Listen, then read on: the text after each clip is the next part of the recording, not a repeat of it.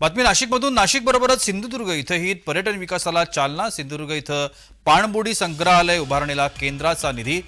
सिंधुदुर्ग मत्स्यालय आणि पाणबुडी संग्रहालयासाठी सुमारे 46 कोटी मंजूर. नाशिककरांसाठी ही महत्त्वाची बातमी.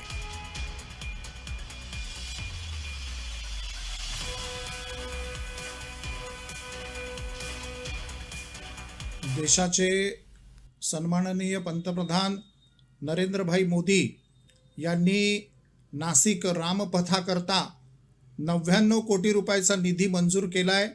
मी आदरणीय पंतप्रधान नरेंद्रभाई मोदी यांना धन्यवाद देतो. त्याचप्रमाणे जगप्रसिद्ध काळाराम मंदिर या विश्वस्त संस्थेकरता त्यांनी धर्मशाळा, त्याचप्रमाणे एक ऑडिटोरियम, भोजनालय आणि गोशाळा या प्रोजेक्टकरता तिथे त्यांनी जो नियोजन आहे त्यामध्ये इन्क्लूड करावं असं पत्र देखील मी पंतप्रधानांना दिलं आहे.